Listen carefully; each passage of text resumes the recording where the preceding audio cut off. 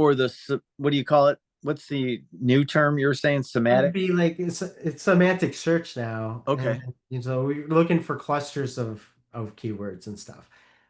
So So it's like so long ended keywords, more or yeah, less. Yeah, yeah, yesterday it was called long tailed keywords or something. I thought yeah, that and different, just get we need to get away from keywords as a whole. right? We're looking for intent and a semantic search. So, but when you do look at a keyword or any of these clusters of keywords, what we want to look at is, the old way would be, you'd have keyword, location, where you rank. And now what we want to look at is taking over as much digital space as we can, because when you look at it, you have videos, you have people also ask, people also search for discussions and forums. You could have like the Reddit, the Quora, you have the knowledge panel, the knowledge graph, a map pack, things Wow. AI overviews, sources across the web, So image this is much tag, more granular than I thought. TikTok, Reddit, Quora, Pinterest, and YouTube. So if someone does a So I'm search not for optimizing for my website. I'm sorry to interrupt, but I'm not optimizing for my website. I'm just optimizing for the internet, period, and these large language models. a whole, yeah. And so how do Wow. you get the more engagement, the more, the more locations that you're going to be found, then that's going to increase the probability, because when they're searching and they want to find who's the truth, who's the best, who's the most popular, it's who's showing up. So we want to be found underneath all these different searches, because if someone does a search for, Mappack and you're not being found, well, that's not good. And then you do another one, well, people also ask, well, maybe that makes sense. What's the other dealerships near me or something like that. So these videos helps with that. And so you also have other video schema and the rich snippets that comes from that. And I'll show you some Fine examples schema how. because I think in the article I had written with Perplexity's help and other research I did with Google is that they brought up a term, and I put in parentheses schema because that's what it meant to me.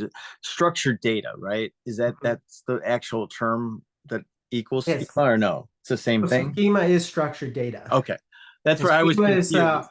yeah, so schema is basically like schema org. It's a code that all everybody agrees to. Hey, that's the common denominator. We're all going to use that schema. And So, so like, you would go to dealers' websites, and it used to be they'd have like one line of schema. It would say, "I'm a car dealership, and this is my address. This is my phone number, um, and I sell Chevrolets." But most of the time, it wouldn't even say that. It would just say, "I'm a business, and this is where it is. And yeah. this is where I'm at. And here's a phone number." And a lot of times, it wouldn't even be the phone number that's on the website because they use different tracking numbers for the OEM and stuff. So there would be a lot of inconsistency in the schema. But then I think your company, don't they go a lot deeper on that structured data and they just Yeah. build it to do with anything to do with your dealership? Yeah, even like, entity linking, structured data, your inventories, They'll parts. actually say I service cars and trucks in Yeah, your so if you schema. have normally a lot of places will just use some kind of a plugin, and Yep. every single page is the same schema. So For when you say so plugin, like somebody has a WordPress site and you go and get some type of tool to put a schema in there. or like on any of the dealership websites, they have the basic schema. So Okay. it's like I'm And a you can go to dealer, Google's I schema have an tool to address. figure that out if I remember right. Because I Yeah, remember looking that up once before. But I remember I looked up like 10 dealerships. And in general, they all said the same BS thing. But I think that it's basic. when we had looked at ours, it had so much more information. And I didn't know that, why is that relevant to me? Yeah. Car Well, dealer. let me show you. I don't mean to take you off track. I just thought that, hey, schema must be an important thing because I keep reading with AI structured data, Yeah. structured data. So this is kind of like a schema markup for our dealership, you Okay. know.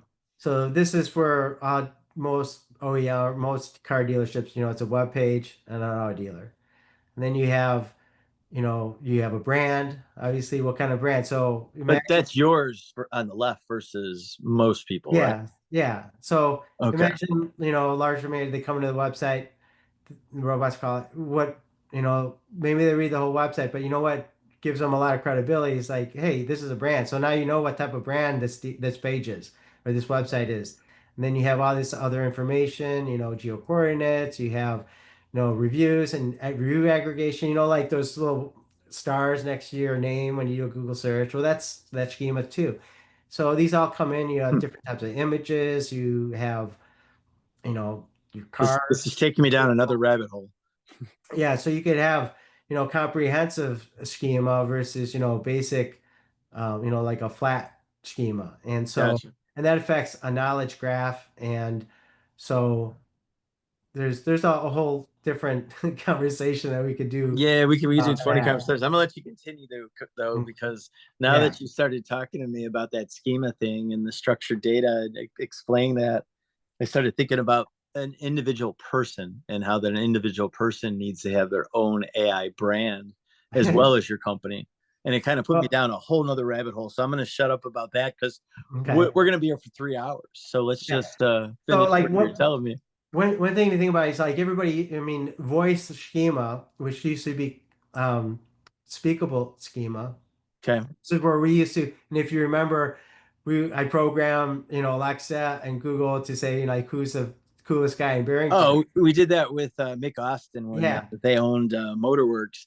He liked the idea that he could, say to his phone, "Who's the coolest guy in Barrington?" or You ask his walk into a friends. room, who's the Well, guy, coolest guy in he'd ask Barrington? his It says friends, his say, name, "Hey, right? ask your phone who the coolest guy in Barrington is," Yeah. and his people that he knew would go, "Oh, it's Mick Austin." But you know Okay. what? That's funny is that still works for Motorworks today, Mike. If Yeah. you ask who's the coolest guy in Barrington, it says Mario Morgado. Oh, wow. I did it the other day. I was showing Yeah. somebody. I said, "Look," Yeah. I said, "the SEO that Confluence did years ago, and with the voice search, I said Mike built that on, and it's still on their group website. Wow. Yeah. If you go to your phone and ask who's the coolest guy in Barrington, instead of it Yeah. being Mick Austin, it's now Mario Morgado." Yeah. That's And funny. I don't think that Yeah. Mario is at the golf course though showing that to people though for some reason, Yeah. but Mick was. Well, so, talking about schema or that speakable schema, it's kind of like it's been beta for years now.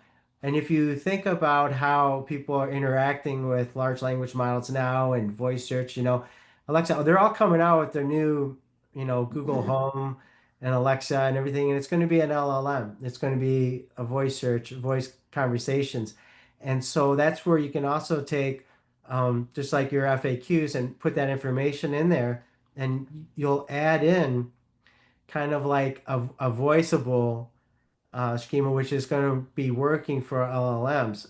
Not that it's going to replicate exactly like what it used to, but it's going to have a lot more trust and you're going to understand, hey, if someone asks this, this is the answer.